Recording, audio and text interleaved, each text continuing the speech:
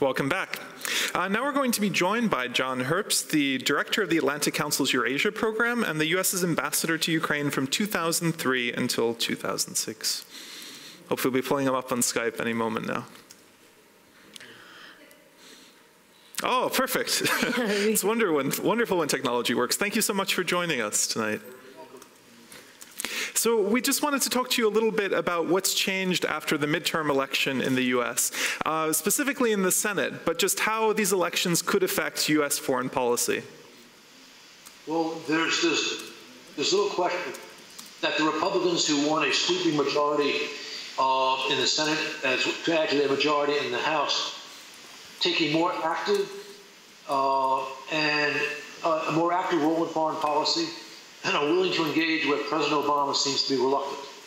Mm-hmm. Now, I mean, is it true, generally, there's the image that Democrats love peace, Republicans love war, but in the case of Ukraine, what we really look at is support and aid to Ukraine. Is there a track record of Republicans like Senator John McCain being more willing to support Ukraine and aid than Democrats in the Senate? I think that there is a substantial bipartisan majority in both the Senate and the House in support of providing some assistance to Ukraine. Mm-hmm. Not just assistance in the form of sanctions, where President Obama's been pretty good, but actual military equipment, where President Obama's frankly weak. Because it seems like, which you pointed out, the big divide is, medical aid, passive aid, defense, armor, versus providing any sort of weapons or something that could give Ukraine a tactical advantage. And the issue here, the way Ukrainians look at it, of course, is they see these convoys entering from Russia and going into eastern Ukraine. Has there been any shift in that sort of aid, or is it too soon to tell what could happen in the Senate? There is growing understanding in Washington that Mr. Putin is pursuing an aggressive policy in Ukraine and is willing to pursue an aggressive policy elsewhere. As you know, when President Poroshenko visited Washington, he made a strong appeal for military equipment.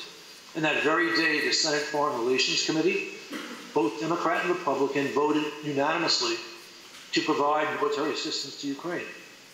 President Obama has what I would call the misconceived notion that if we somehow provide military aid to Ukraine, that's provocative, when Russia's not only sending in military equipment and money, but also sent in its own troops just in August to stop the then successful counteroffensive that was being conducted by President Poroshenko. So I believe the United States will move, if the President doesn't, then Congress will, to provide military aid to Ukraine. So, but the main conflict you see is not between Democrats and Republicans, but rather between President Obama and senators working there, where the Senate and people from both sides of the aisle are willing to provide support, but so far that's been kind of knocked down by President Obama. Is that correct? That's correct, but I would go even farther. I think this is clearly the President's position, a misguided one, as I've already mentioned, but there are senior people in his own administration who have argued for this unsuccessfully. No, but what are the reasons for this position? I mean, you've said it's misguided, but what are the factors or what is the logic they see for supporting it? Well, the arguments, there have been two major arguments offered. One has some legitimacy, although it can be dealt with. The other, I think, is completely bogus. The one that has some legitimacy is there is a serious problem of corruption in Ukraine. So the idea is if you send this equipment, who knows what happens to it? But the way to deal with that, of course, is to provide effective monitoring. We can do that, and I'm sure the Ukrainian authorities will be willing to allow us to monitor this intensively to make sure that that equipment, in fact, is delivered to Ukraine's forces who are fighting against aggression in the East. That's argument one. Argument two is the one I've already mentioned. It would be provocative to Russia, and it would somehow lead to an escalation of the crisis. In fact, what we've seen is, precisely because the West has not provided military aid, Mr. Putin has escalated half a dozen times.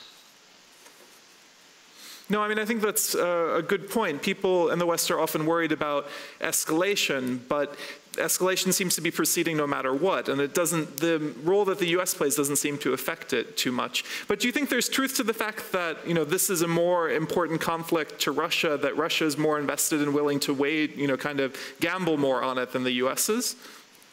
Well, certainly the Kremlin has decided it is willing to commit aggression to make sure that the Ukrainian people cannot choose their own future. It's also true that the West has been unwilling to provide what I would say is a sufficiently strong response.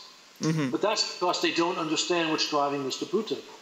Mr. Putin has a revisionist agenda which concerns not just Ukraine, it concerns all places, or potentially all places, where there are not just ethnic Russians, but Russian speakers outside of Russia. So his agenda is very dangerous. And not all Western leaders and publics understand this. But again, people are becoming smarter about this problem. No, I mean, is there a sense that Senator McCain would be the right person to confront that, or who's seen as the person who understands Russia the best in the Senate at this point?